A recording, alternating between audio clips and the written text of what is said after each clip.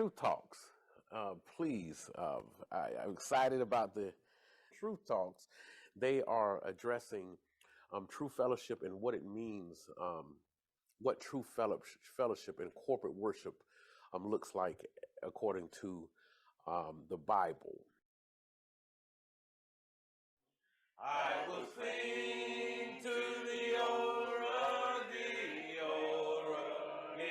cross, and exchange it someday for a crown. Oh man, what a time to be alive! What a time to be alive! And thank y'all for having me back. I really appreciate y'all. It makes me go and find out things that I may have read and studied and studied and read and read and studied, and I find out something new. You know, I call them little tidbits, little things like you before we even get into text. I said, "Wow, man, I've been calling Solomon this whole name this whole time. Solomon. Solomon got a whole nother name, Jedediah. Wow, I didn't know that." And then it made me dig and say, well, Jesus was born and had one name, but then God said, call him something else. I see how these things work together because Solomon was a son that David thought was talking about, but he wasn't. He was talking about the later on. And we see those little tidbits that you get there and make you scratch your head. That's all it make me do. It made me think about things. Made me see how the old and the new work together for my understanding and for our understanding.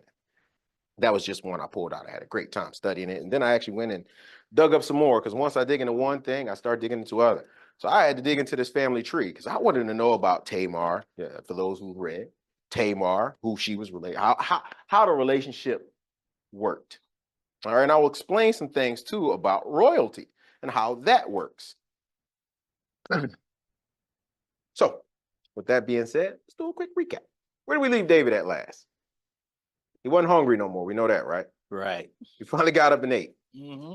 And that also made me go back and connect some dots.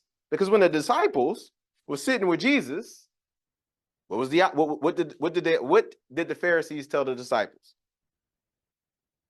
That they don't what? I mean, they told them a lot of things, but this was one in particular because David is fasting. And it was kind of like, it wasn't a similar connection, but it made me think about it. How when Jesus told them, I am with them, there is no reason for them to fast. But yet, that when David's first son died, that's what he did. He fasted. So you see a different context of the fasting principles. Not going to say which way is right or wrong, but we're going to say the reasons were there for both of them. And Jesus gave us the final reason. You fast, they don't have to fast down with you. All right. It's just little things. Yeah, yes. He did. That's why I said it was the opposite of what Jesus said when the Pharisees tried him. Said, hey, your people aren't fasting. It was also for a different reason, but I was looking at the two just in connection. Wasn't really a big parallel. Just made me go because that made me think about that. And it led me to another part of the Bible that I got to enjoy. So, with all of that, David has lost a son. He's sackcloth, got up, he's eating now. David is back to being David. But he has some things to go forward. David got some problems because David has disobeyed. He's lost his son, and it was something else that was told to David that would happen to him because of his disobedience. Anybody remember what God told? Well, what Nathan told David? He couldn't build. Couldn't build. Right. And he also told him that what's yours, somebody else is going to inherit. What is yours, somebody's going to get. And that starts sooner rather than later. Because we see David sitting on the throne now, and then we switch to his kids. Now, this is where I went and I wanted some more information. Now, I have to say, when you think about royal bloodlines, it is actually okay and normal for royal bloodlines to intermarry. Meaning, if this was a proper courting, Amnon may have been able to court Tamar. But not by law, right? No. There's rule. Okay, so I wanted that. I want this always to be in mind because what we see in the royal bloodlines was not the normal thing that was being done. You know, sisters, brothers, intermarrying and all that. That by law, that was a decree that you would be put to death. Took them to the gate, stone them. I believe that's where they get stoned, everybody, at the gate. So in this instance, Amon, he saw Tamar. And when he saw, let me backtrack a little bit. So let's bring this relationship in full circle. So let's talk about who Ammon and Tamar and their relationship is as brothers and sisters. They are half brothers and sisters. Mm-hmm. Amnon is David's. Well, he got a lot of wives in there. I'm trying to count them all. Not his first, second, maybe not his. Maybe his third wife. We maybe third. Yep. No. Well, wait a minute. She's his fourth. I'm not. And Ahinoam, I hope I said it right. Ahinoam, if I'm saying it wrong, correct me. That was his second wife after his wife that he received that he asked Saul for. So his first wife, and I'm trying to get it here, bared No children. say again. Bear no children. She didn't bear no children. But his second wife, she bore children, and the one particular is Ammon. Now, she was from I got these places. Jezreel. That's where she was from. Another area inside of the area. And Tamar and Absalom shared the same mother. I wanted to bring that in perspective because now we understand, even though they're all related, it's still a deeper connection to Tamar because that's his actual full sister. Right. Ammon is his half brother. Now I can get into the story because we have the picture. I always heard it and said, wow, that was just kind of weird. That's your sister, you know? And then I go back and as I read more, I'm like, man, David had a lot of wives.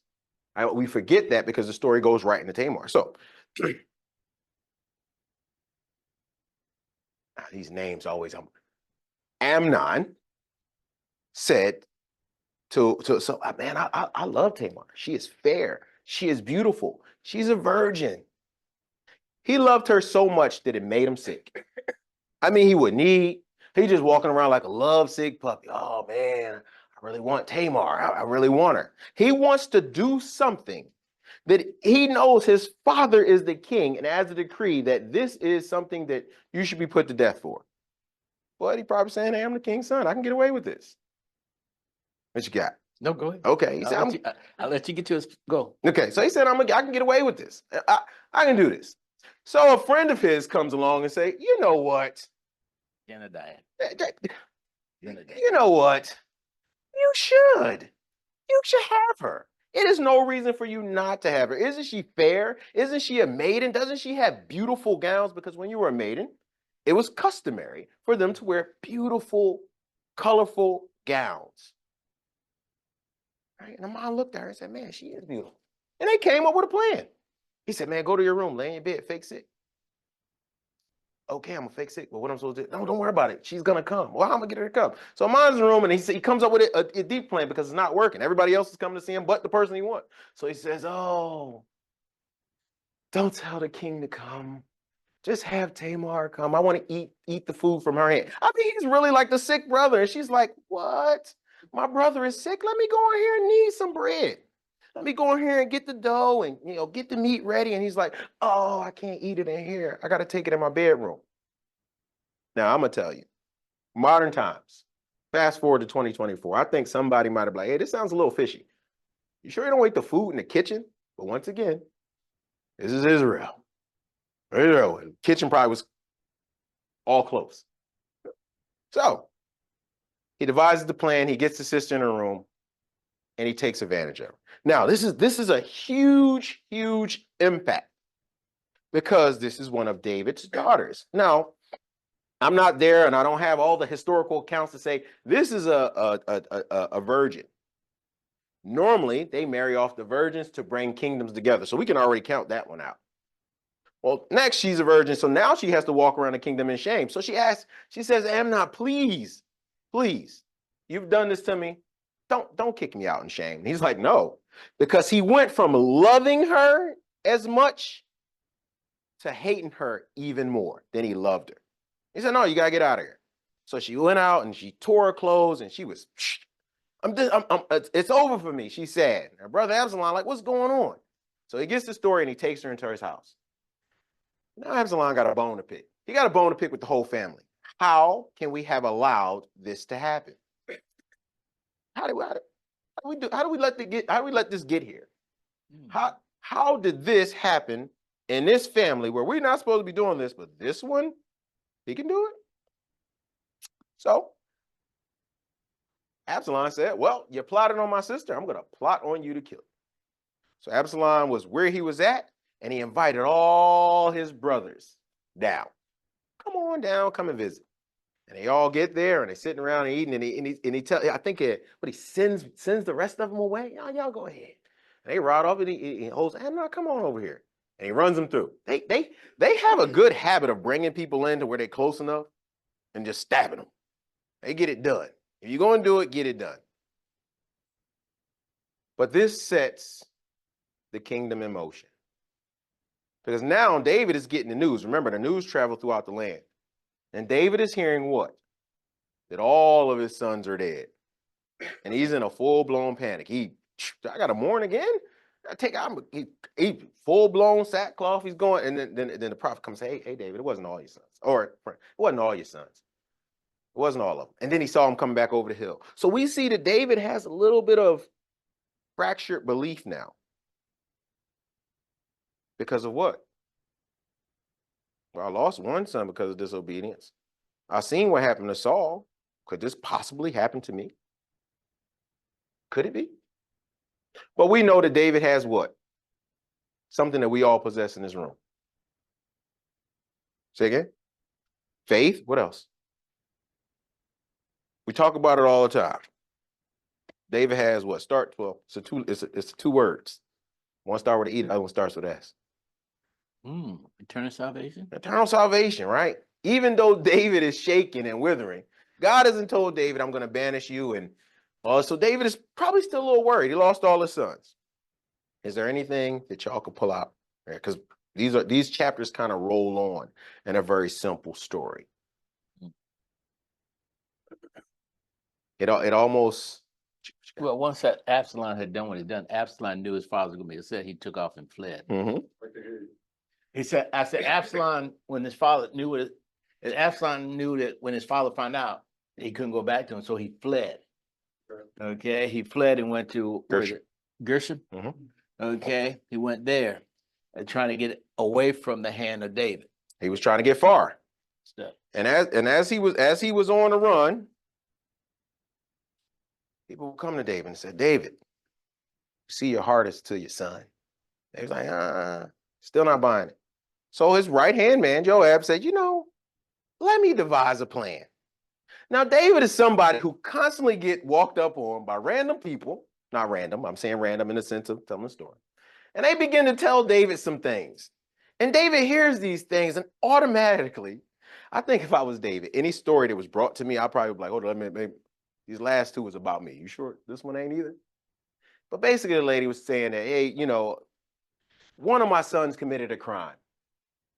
And I love my son, even though one killed the other, but the other's on a run, and everybody's going to want his blood. And then I will have no sons. You're basically wiping my whole existence off the earth.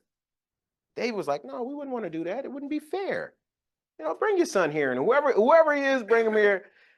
And then eventually David got wise to he was always wise because the words that was being said. Now remember, what type of woman was this? Huh? It was a very descriptive.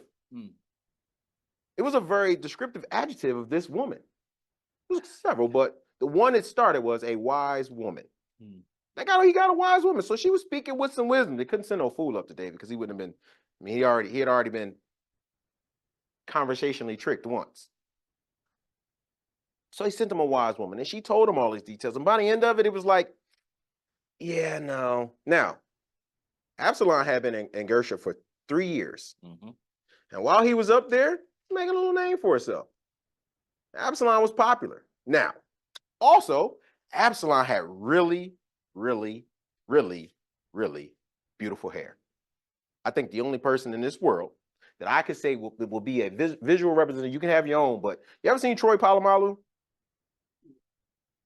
You see, that's Absalom to me. Just Troy Polamalu was a football player from the Pittsburgh Steelers, and his hair, he was I believe he was Samoan or Hawaiian. I can't remember. He may have been Samoan. He had long beautiful hair. And it used to stick out of his helmet. So when he used to lay that head on people, that hair just be flowing. It'd be flying behind him like a cape. It was also his downfall because when players he would get a ball or he would pick up a fumble, guess what was the first thing they would grab? That hair. Keep that in mind because beautiful hair can sometimes cause you to lose your head. I mean, we've seen it. Sometimes having hair and then losing your hair could cause you to lose your eyes and your head and your life. But that's a whole nother story that way in the Bible. So Absalom was fair. So when we think about the comparison of what David is experiencing, almost as if David is dealing with all of the things that he was kind of avoiding running from Saul. Now he has to do it to himself. And I like what David did, because David could have took the approach that Saul did with David, but he didn't. He still showed mercy to Absalom once it was laid before him that this is your son that is down there, that should be here in Jerusalem with the rest of his family, especially after what he did. What in the eyes of everyone else, they thought it was the right thing to do. The people, once again, are coming and saying, David, we think this is the right thing to do. Friends around him, this is the right thing to do. Bring him home. Now, what would y'all say to that? We have the whole story, so let's talk about it as if we have the whole story. Would you have told David to bring Absalom home knowing what was going on? You know, when I was growing up, and this might be a Philly thing, might be a worldwide thing, but we had the saying, if it was a bad kid, you left a bad kid where a bad kid was. Because bad kid brought bad kid problems. Where you going? You going to the store? What's up? Who going? Such and such. Don't bring him. Why? He's still like he's a bad kid. And I don't have my go fastest on today. So if he's stealing, I gotta run. I might be the one to get caught, and I'm gonna tell. So what we know about Absalom, you think they should have left Absalom where he was at? Honest opinion. That's all it is.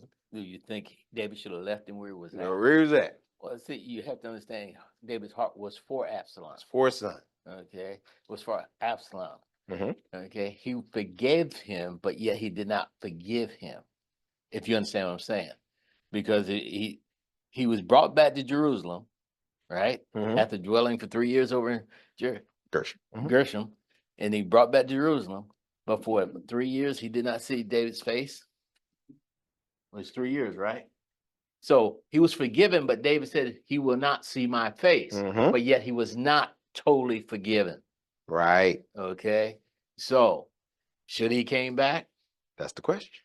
Okay. Should he came back, he brought him back, but then you're gonna find out in your next chapter that treason started, started coming.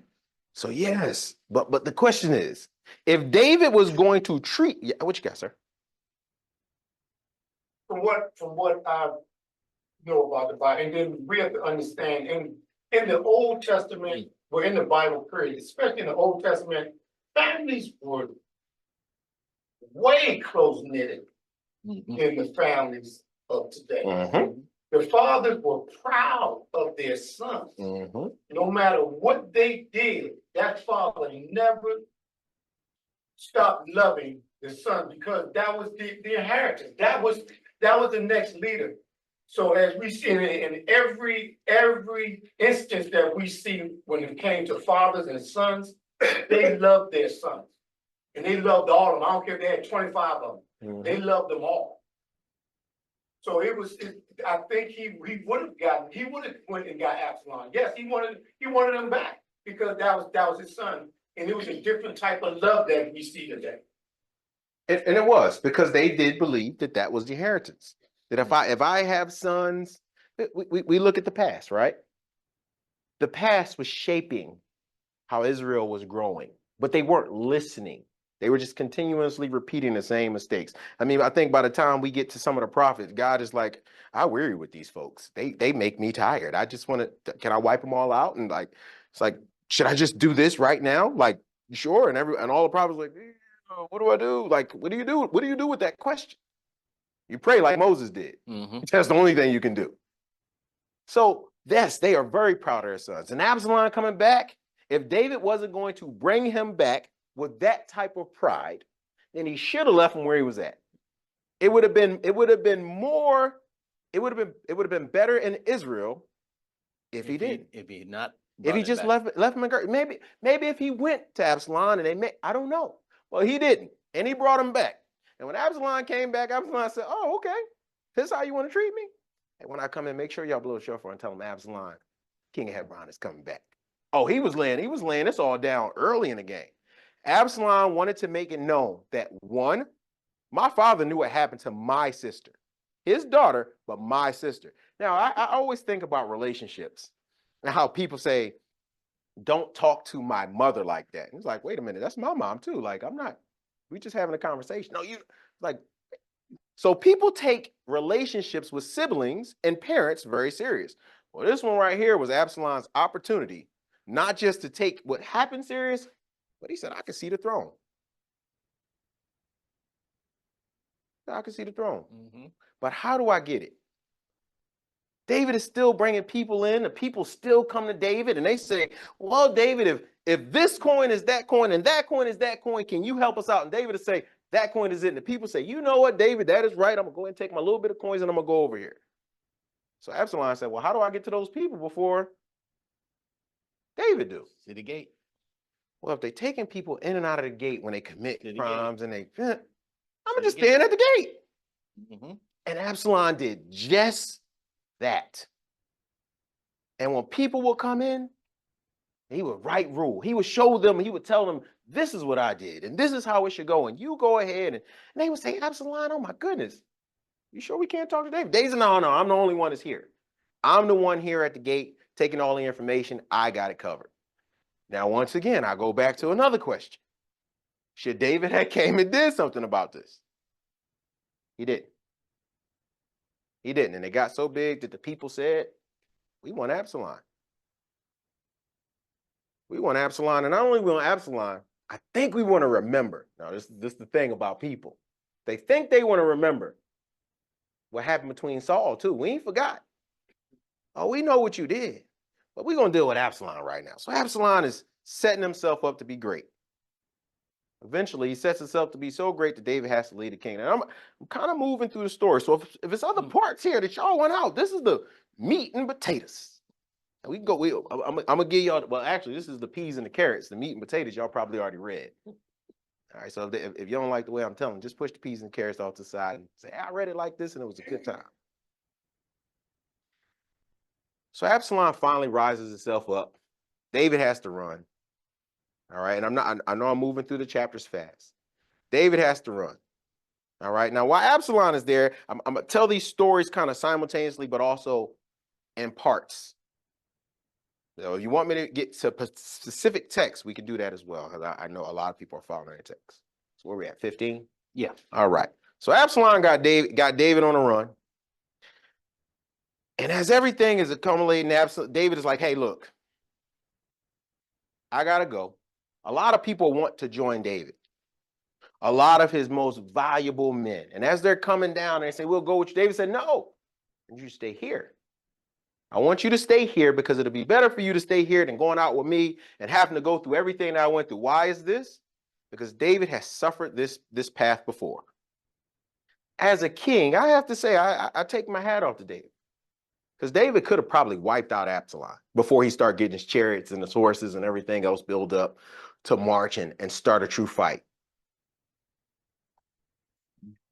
But David didn't. David chose a path of peace. He chose to leave his kingdom. And he said, those who want to go or able to go can go. Say again? I know. Okay. All right. Trying to keep in line so I don't leave y'all too far too. Okay. So as David is out there, I'm not done with Absalom. I'm just saying David is on a run. I'm giving y'all both sides of the story.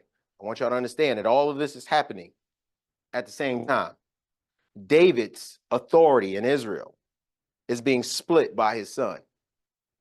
His son is setting up a kingdom that wasn't given to him. Now, as I read, I said, well, Saul got the kingdom given to him by God. That I can read that. He said, Saul, you'll be ruler over Israel. And Saul said, yes, I rule over Israel. And then Saul messed up. God said, no longer will you rule. And it was over.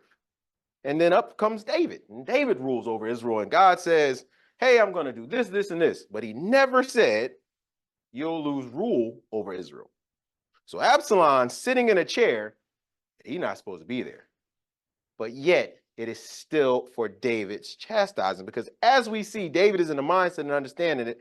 This is something that has been sent my way. So as David is walking, a man comes out, and that man is badgering David and all his people as they're passing through. He said, hey, you blood-shedding man, I know what you did to Saul, and that's why your son is sitting up there just getting back for you. And he throwing rocks and he kicking dust. Now, David's men is walking with spears. Now, mind you, David might have fled, but he still has a king guard with him. And throwing dirt at him. Hey, Dave, you want me to go over here and fall on this guy's neck? Now, falling on a guy's neck meant I'm going to go over here and slit his throat, potentially cutting his head off with my sword.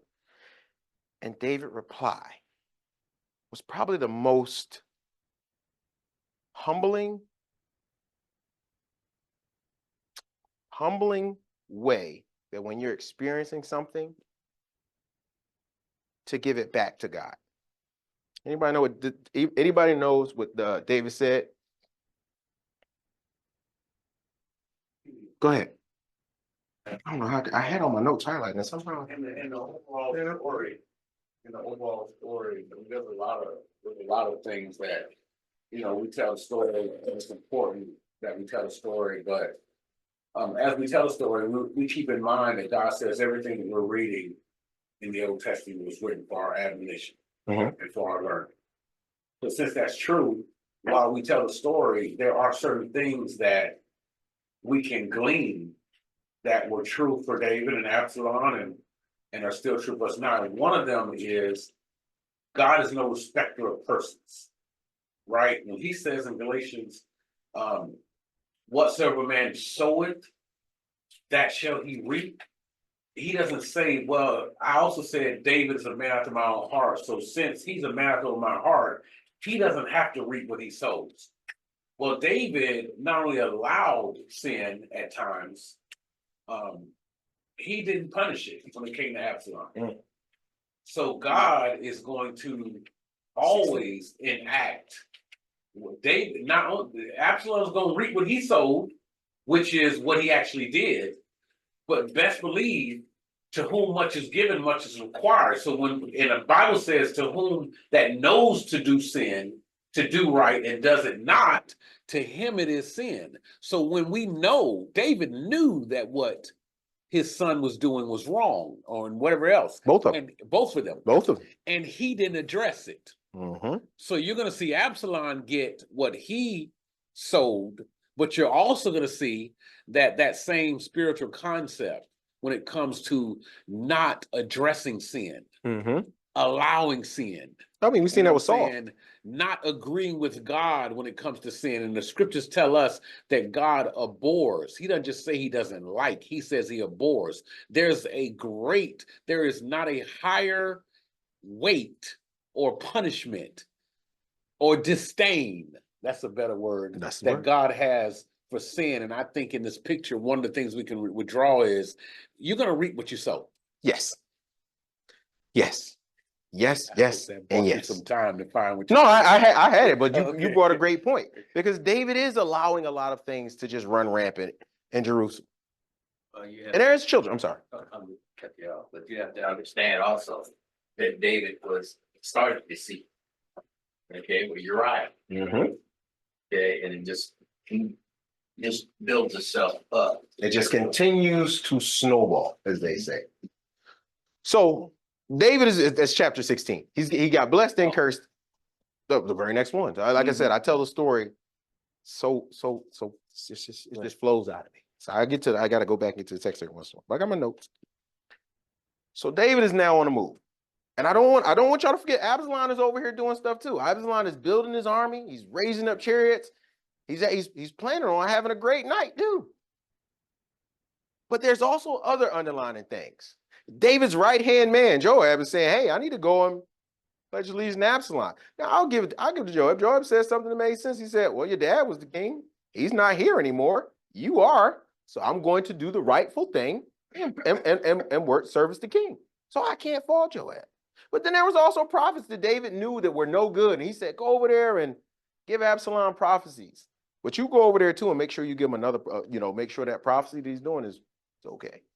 So David is met by Ziba. Say his name right, because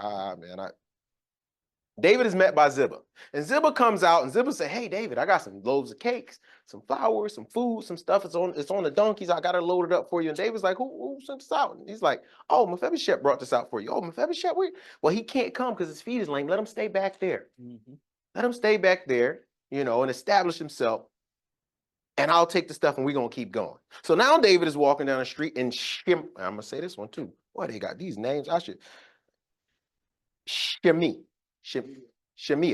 All right, that's Shemiah. Shemiah says, well, all right, you walking past me, because Shemiah was a Benjamite. Now, Shemiah being a Benjamite gives him even further ground to set up there and cuss out David, because who's the Benjamites? What's special about the Benjamite? Why is this Benjamite out here cursing him? Wait a minute, did not David come from the clan of Judah? Dude, David came from Judah.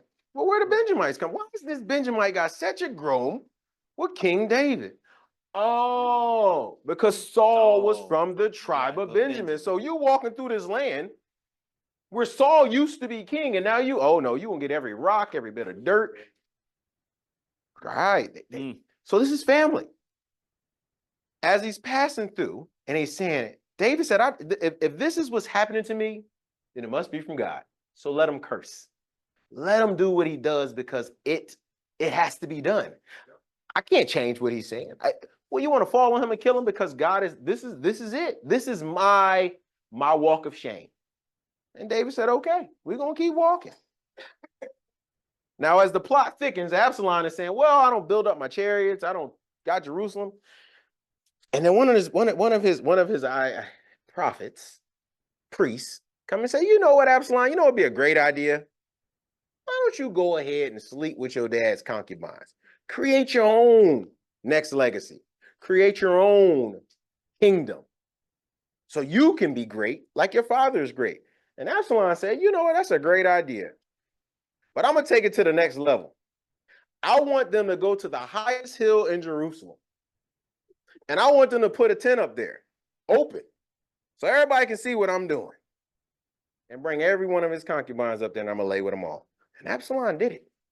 He had no problem going out there defiling his father's concubines. The kid eventually came back, and he was like, you know what? This is full blown. I'm going to show him all levels of disrespect. Did I miss anything? Are we still focused, walking with Absalom? All right.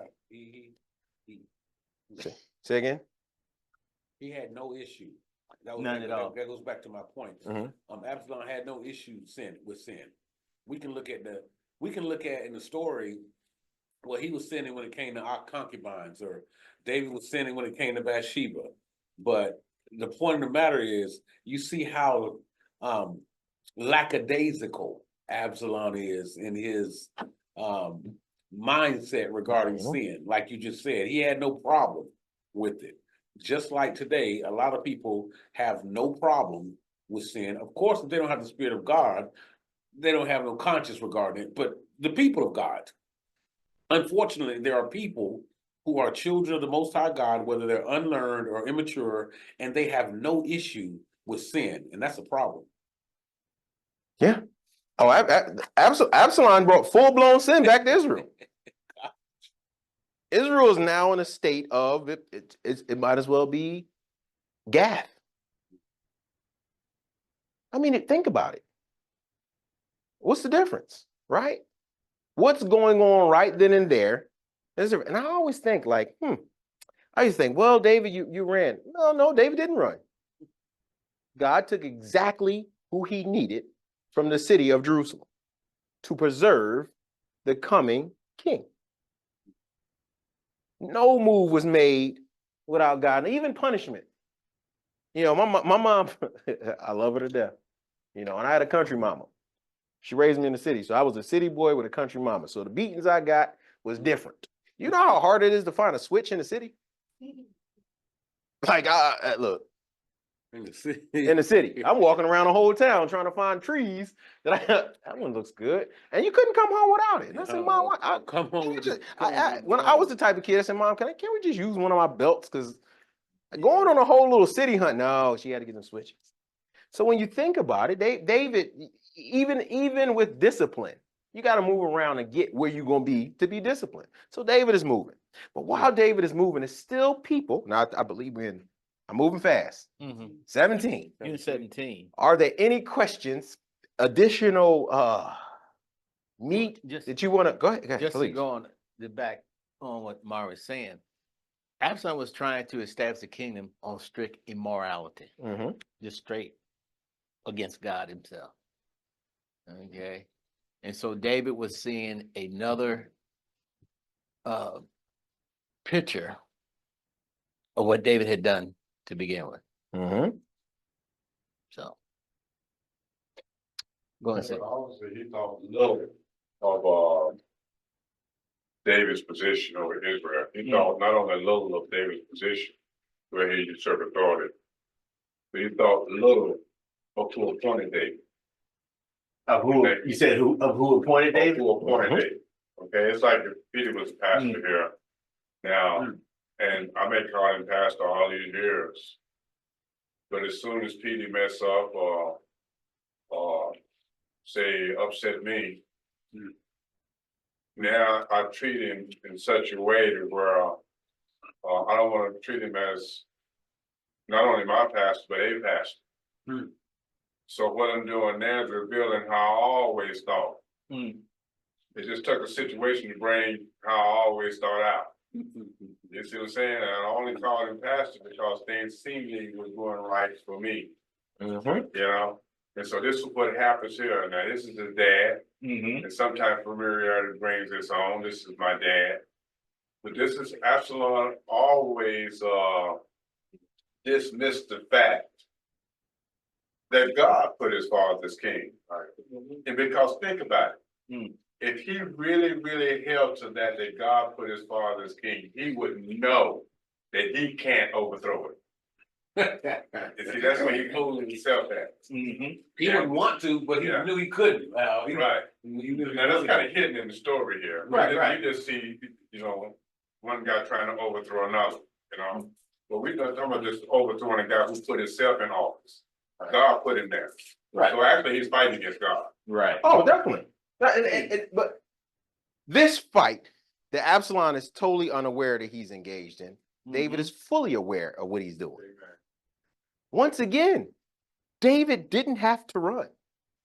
Dude, let me try to better this, and I'm gonna back because I know I was telling the story, and I still have some pieces. And Hifley's over there giving bad advice. Hushai is giving advice. So it's some things that we was getting ready to get into, but they're all so much together that the story is better told. So David did not have to run. If we think about where David is sitting at the time that Absalom is building himself up, David is in the most strongest point of the stronghold of Jerusalem. In fact, if Absalom was to try and war, he would have probably came up against what did they train him with a long time ago? He said every man should be trained with what? Bows. So that means that Absalom would have had to come up to get to the hill to get to him. David chose peace because that is my son. But furthermore, he is a child of God. Who is Absalom? Because David viewed everybody as a child of God. Who am I to take a life that God didn't send me to take? If you think about David's mindset and everything he did, he always asked, God, am I going to go take these people? And God said, yep, take them. And then he'll come back down there and take them. God, am I going to take these people? Nope, wait till tomorrow. David said, okay. What you got? And that's when you look at it, that's how we know, even though Absalom didn't realize it, but that's how we know that God, number one, is in control of the situation. Number two, David knew that God was in. That's why he did not go full blown, because David knew that God was controlling this whole situation. He knew that Absalom was ignorant to the fact. Mm-hmm. So, and as you go along, you can see God's hand in this whole thing. God already told David, once he committed that sin, what was going to happen. Mm-hmm. So David could understand and actually just sit back and let it happen because number one, he can't stop it. And number two, it's education for us today as we read this and as we can see this, how God handled through this whole thing. Now, Absalom actually hates God. It's not David he actually hates. Yeah, he hates David, but the thing about it is, as Amari had that pause up the other day, the big picture is Absalom hates God. Because he wants what God has given David. And that's what we know. We can see it because it says that. But to David, and well, David still had info. But to Absalom, Absalom's like, look, I'm just getting it. I'm getting the kingdom. I'm getting my dad's women. This is okay. So I've shared with a lot of men that I wasn't raised with my father, but I had a lot of uncles, friends, men to mold me. Philadelphia is not short on men who want to upbring you and tell you things, some bad, some good. So I had to take both. However, there was ones that I could go in their house. And I'll go in their house. If they had clothes, I would go in their house and I would go up to their closet and I would try to, and it made me feel a certain type of way. Now that's where I stopped. But Absalom went in David's house. He tried on his clothes. He tried on his chair. He tried on his women. He tried everything he possibly could try while he was there. To a point where he said, well, David is still alive. And if David is still alive, and there's still some people out there that says, David, David, David, I need to eradicate them. I need them gone.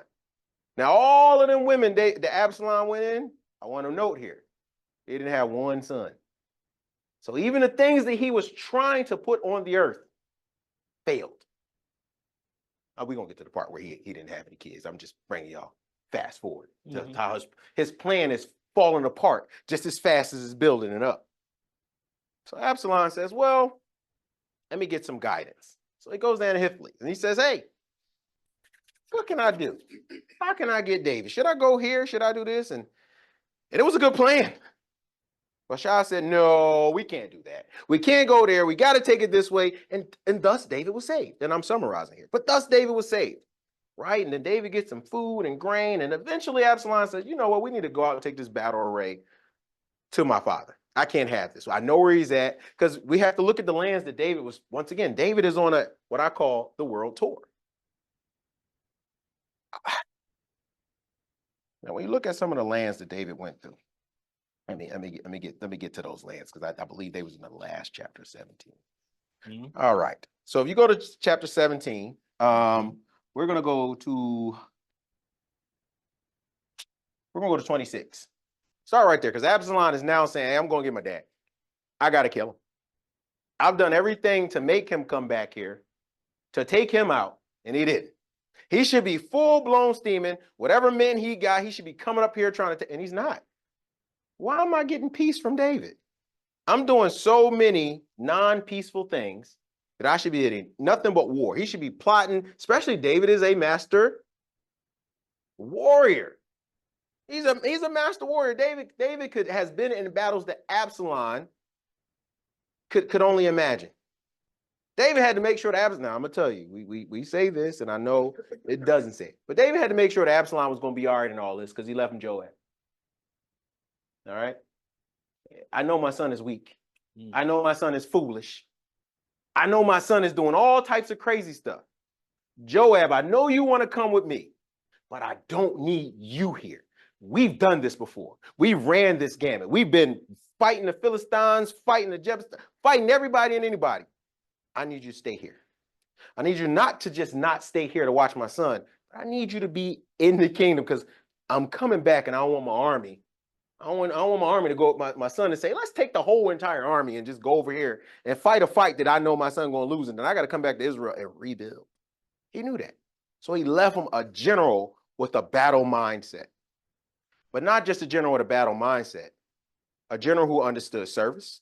A general understood where he needed to be and why he needed to be there. And also he gave Absalom advice to certain things. And he kept the decree that David had. What you got, brother? Now you go ahead because I was just No, please jump in. I just want to just really quick. I'm gonna read because you were talking about how David his reputation was right. in 2 Samuel chapter 17, PD verse number 8, it says, "You know your father and his men.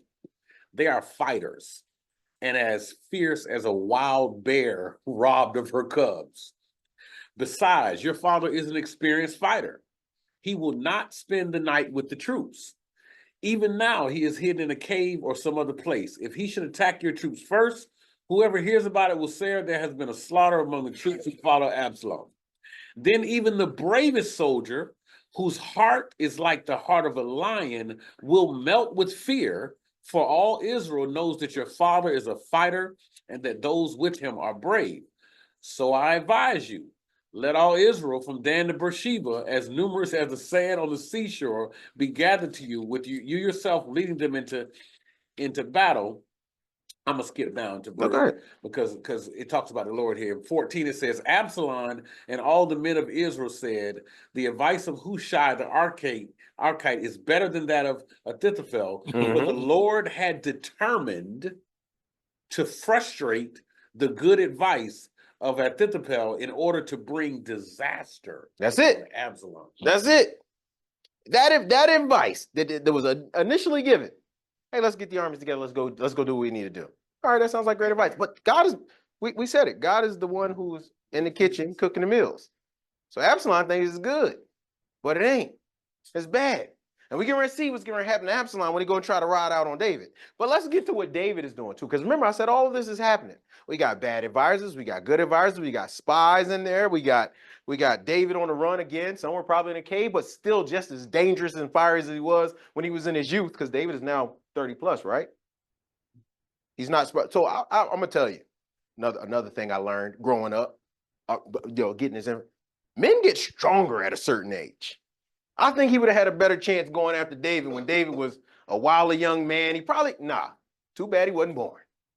Because I'm gonna tell you, one of the things I learned is how strong an older man is in comparison. Old man strength. And David was 30. So I watch a lot of sports, right? And Kobe Bryant was my favorite player. And I said, man, I watched Kobe Bryant take shots and he got older. I said, man, Kobe ain't jumping as high as him. And then one day I watched an interview with Kobe Bryant and said, I can't do what I used to do, but I'm stronger than everybody else. I said, how is Kobe stronger? You can't do what you used to do. You was Kobe Bryant from the foul line, boom, doing whatever. You was the next Michael Jordan. Kobe said, I'm stronger because I know things that the rest of them don't. I know about practice. I know about the fights I've been in. I've been in championships. I've lost championships. So he said, where they think I'm going to go in, I'm a jab step, work on my jump shot. I think if Absalom would have went out there, it would have rained threes on his head. But he didn't. And that was a good thing for Israel. That was good advice to tell him, a bear, a mama bear, and a cubs. Now, I'll tell you another thing. You see, I got a lot of these things. I want it to be, I don't want you to think David is out there just, oh, I'm sad. No, David is out there still being David. He's still being a humble guy that everybody know that can turn somebody's lights out in a heartbeat. Because I've seen how dangerous it is. Like literally in real life, seeing how dangerous it is. When someone says, hey, that's a mama bear. Look at the cubs. Let me go get close. And that bear takes off. Did you know bears can run about 30 miles an hour? I found that out. I didn't have to run from a bear, but I seen that person take off and I said, ooh, that's fast. Hey, look, they might not be able to run downhill, but you got to think about that hill. And I'm gonna tell you, when people getting chased by bears, the only thing they're thinking about is, why did I mess with this bear? They're not thinking about hills, patterns, paths, and most of the time they just fall and give up. That's why like the national, the national defense against a bear, just lay and play dead, because you're not gonna route, because your mind ain't there. Unless it's what I think it's different bears, you play different roles, but that's it. So let's talk about David. Now David is down. David has went down back to places where basically the places where, how could I put it? Some of them is enemies, some of them just not good places. David is actually in Lodabar. Now who was in Lodabar? Mephibosheth was in Lodabar. I had to go find Mephibosheth in Lodabar. So David is now in Lodabar. And who's helping David while he's in Lodabar? The same person who, when he went up there, well, one of the sons, when they went up there to say, hey, we come to make peace, They shaved their heads off. I'm telling you, that's one of the most things that really, I think about that all the time, man. He shaved a man's head off. He said, I want to make peace. And they said, no. But this time, that same person who showed them nothing but disdain is now showing them kindness, giving them grains, beans, all the different types of things that he needs to sustain his people while he's out there. His enemies is coming out there and they're providing for you. Man, what did it say? What did it say in the 23rd Psalm? And you prepare a table where? Where's that table prepared at? Whew. If this ain't the presence of my enemies, I don't know what it is. Because we do remember what happened when the sons of Ammon, when they ran, that's an enemy. I mean, David did fight these people. But yet, once again, who David is has softened the hearts of even the people around while he's on the run. Now, wouldn't you think that this son would have said, well, David, I could just turn you in. I'll send you on your way back to Absalom, and Absalom weak. After he take you out, I could take him out. That's how kings work back then. I watched a lot of Game of Thrones. Huh? Yep, come on in. So, as all things come to an end, Absalom is coming to an end. So with Absalom and all his wisdom, he goes out there and they set up a battle array. Now we know that the battle didn't go well, and Absalom had to flee. Now remember what I told you, Palomalu, beautiful hair? Absalom's hair was his downfall. As Absalom was galloping away on his mule, fast as possible. I mean, full-blown speed, looking back at everybody, hair just, and it's flowing. He's good. Hair just flowing in the wind, goes on that terebinth tree. And he actually hung there by his hair. Now, it wasn't a rope around his neck. So what happened to Absalom? As soon as the tree caught into his hair, snagged it, snapped his neck. And there Absalom hung. He said, hey, you want me to go and run him through to make sure that this thing is all said and done? And what did Joab say? He mimicked something that David said. That's one of God's kids. Don't touch him. Deal gently with my sons. Man, it always amazes me that an opportunity where you have the right, or as most people say, you have the right to say or do what you want. No, he didn't start there. He says, yeah, gently. What I say with the young man. Mm-hmm. He used the word young man 4 times in this chapter. Mm. Show the rebellions of the son. Mm-hmm. Because at the end of the day, go ahead. Grown men that are rebellious, we call them young men. You'll see it in verse 5, 12, 29, and 32. He used the same term, young man. Young man.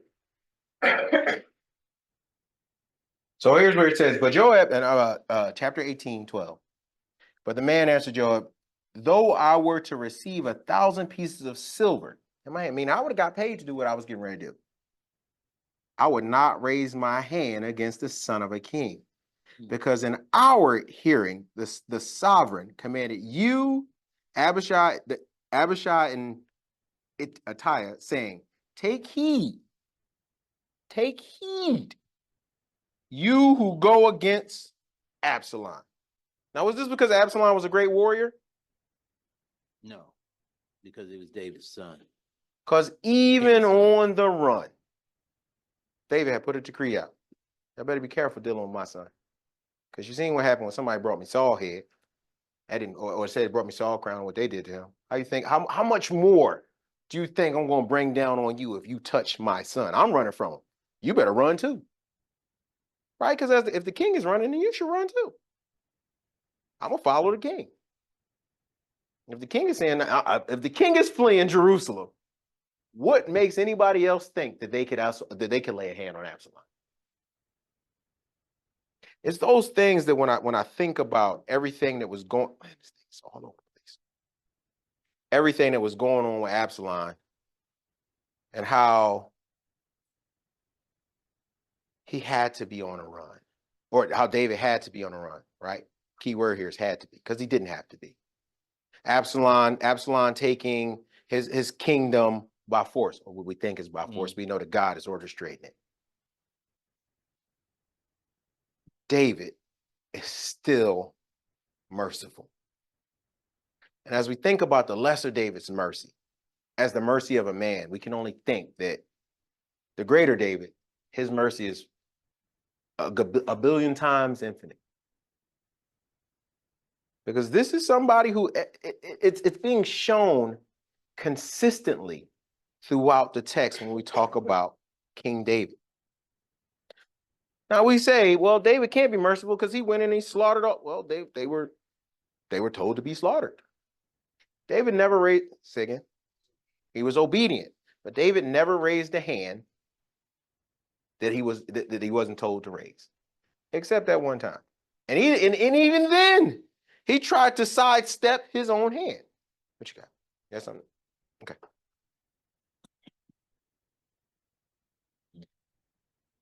So after Absalom's death was reported back, I think David celebrated. He was grief-stricken.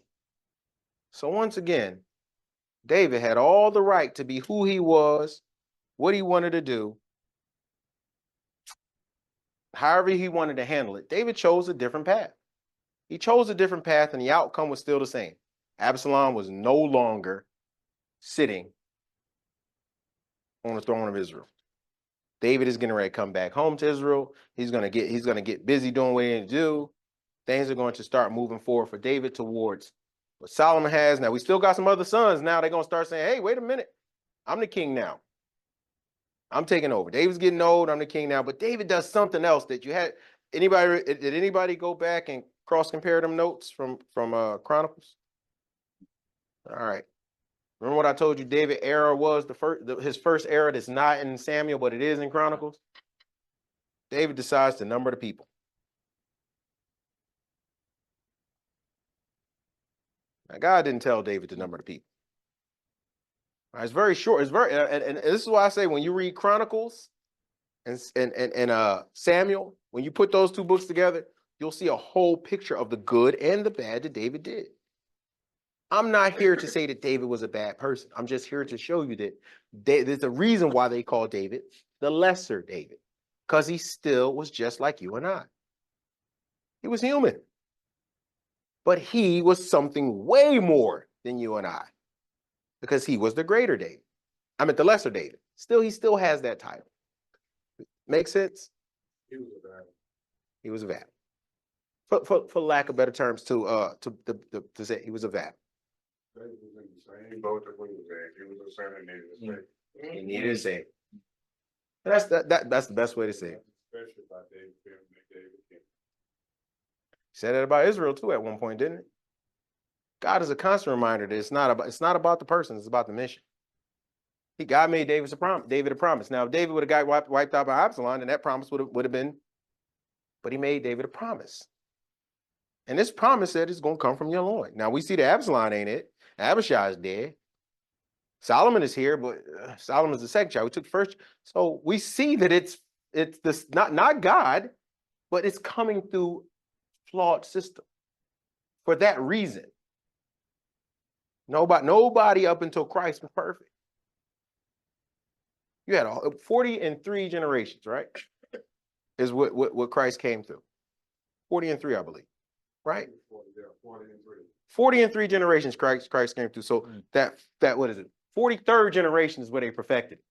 Well, the first 42 generations was just as bad, because if at any point it would have been fixed, it would have made it to 40 and 3 generations. See, that ain't me. I believe it's 43 as first as in Matthews.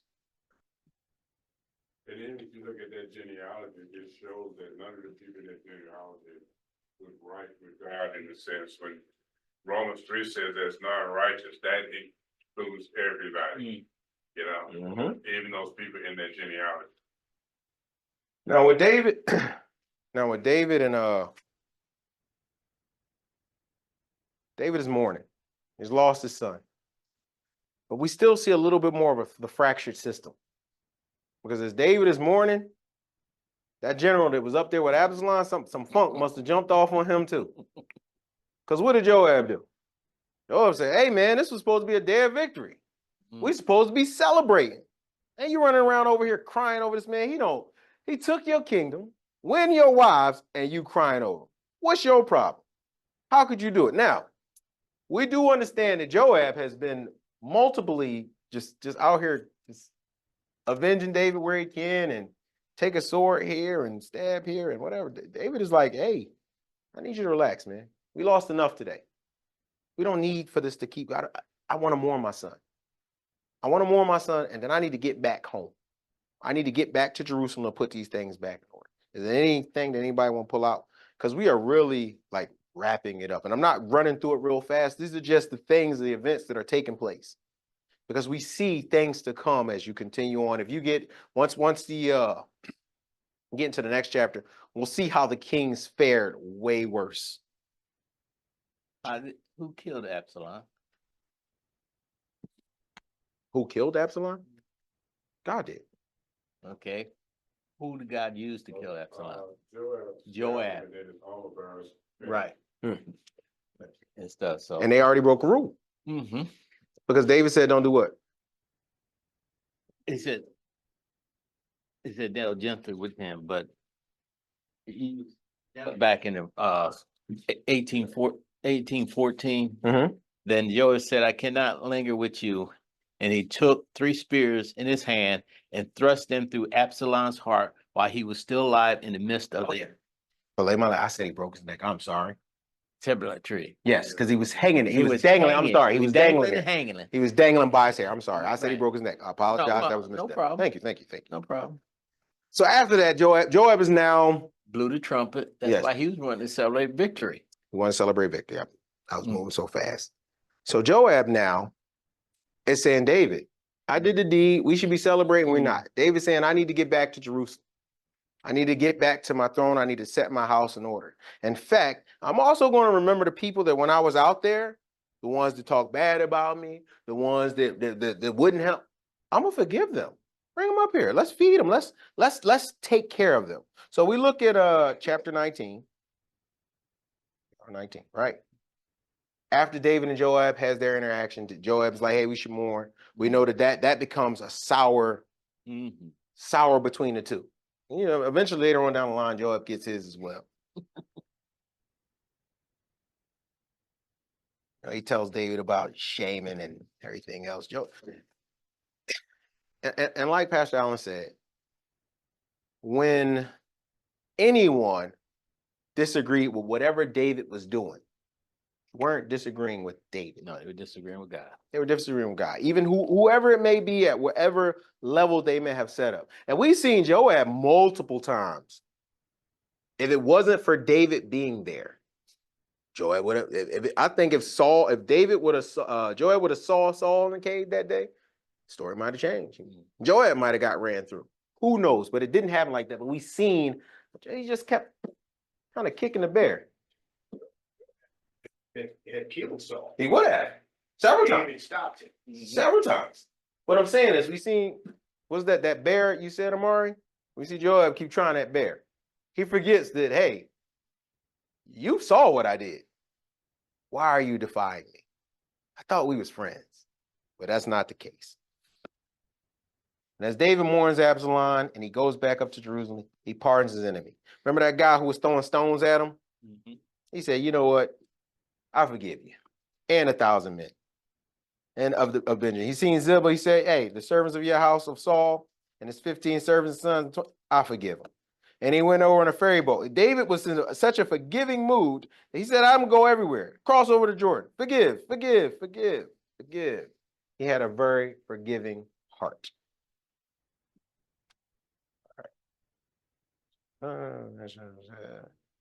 So once again, we see more distinct in the reigns, because as David is forgiving everybody, now we got Joab saying this should be a day of celebration. You got other people saying, why are you forgiving all these people? They should be put to death. But these are people from in his own camp. We see what God is telling David about his kingdom being shaken up because it's not his anymore. It's getting ready to go off. It's his kingdom, but it's getting ready to be passed on to Solomon. Now, as I was telling you about the children, this will probably be the last part. Is there anything else before we wrap up 19? A lot of the rest of the story is going to kind of go as follows. As we see this kingdom start to get shaken up, we're going to start seeing more infighting between the brothers. Solomon is young amongst the brothers. In fact, Solomon shouldn't even be the next one up. Solomon, I think, is 2 more children ahead of Solomon. So we're going to see as we progress through the story after David is finishing being forgiven. And I'm going to keep saying this. David went back and forgave his enemies. That is important. That is very important information to know. Because David forgave his enemies. I would say out of everything that I've seen, even David's errors, he has still been forgiving, kind, loving. If I had to say of all the woes that I learned about David, and I'm kind of wrapping it up here because as we get in here, we're going to talk a little bit less about David and more about the rest of his family. David is bringing back everybody that everybody considers an enemy. Mephibosheth, come on in. This person, come on in. He is accepting of all who is accepting of him. Those who are creating these walls and these different alliances and these paths against David, all right, got time to fight. It's a bigger picture. I now have the mission that I was supposed to do before my son sent me away. Got to get back to business, bringing in the gold, getting the storehouse built up, getting everything ready to build the temple. I'm not going to build it, but I got to make sure that all of the equipment, everything that's need to be there is ready. And I don't want to be in the middle of a war while trying to build a temple, because that means I'm taking resources in from the battle and I need them to go here, which means people are working, they're fashioning, hewing stone. I can't have them out there fighting too. It would have been too much for Israel. So David made a wise king decision, or was led by God to do so. Make peace with your enemies, so we can start. We can start the process of what we're doing, building a temple in Jerusalem. Are there any more pieces that we want to pull out of 19? Because this is a pretty long chapter, and there's a lot going on. And we're going to touch. Go ahead. Yeah, I just want to share, just looking at the whole theme of things, how it's been going, and even in the book of Judges and Joshua, those have been put over people, unless it's been revealed to them that God has put them over them. It's just innate ability in man to want to fight against it, because the rules that are set forth have always seemed to be the rules that the person set forth. But when those realize that God has placed authority in position, they don't usually kick against it, because there's men that knew David was the king and they served, and they didn't kick against David because they knew that God had put him there. And so the only people that fought against David, even when he came to the Philistines, they didn't know. They really didn't know that God had placed him there. Now, the lesser David, the greater David, those who crucified Jesus, they knew that God had sent him as their king. Matter of fact, they marked him at the crucifixion. It says, "Behold your king." But those who knew eventually, even while he was here, like one said, "We know that you're a teacher sent from God." You know, those who knew didn't kick against him. So it's just a natural force of somebody thinking they can be a better leader. And Absalom thought he could be a better leader. You know, and he thought he could be a better leader, get there and lead in his own tuition, not knowing that David, like you said, everyone he fought, most of the decisions he made was God had given him those decisions. That's why he was successful in a lot of things that he did. And I want to leave this last piece. This is where we're going forward. Kind of keep it in your mindset. We're getting ready to see the division of the kingdom. You already see infighting between one particular tribe. Now we've seen it before. One tribe goes against another tribe, but this time is the same as when the Benjamites kind of back in the end of Judges, where all the tribes came together. Because particularly at the end of this chapter, it says Judah and Israel. You see separation. Before it was all Israel. And as we know, going forward, or as you read, you'll see that Israel's side was wicked. And it was just kept getting wicked. And I'm not going to say the Judah side was perfect. At least when they came down, they would get their act together at some point. And you'll see these two sides from this conflict begin to divide. So wicked, they was 100 years before Babylon, they was thinking about it there. So, are there any questions? I know I was just kind of going through Absalom and some of David's family because we got a whole lot of family ties and things is going to be happening with the family. Is going to be going back and forth. I open it up. Questions? All right, clear as mud.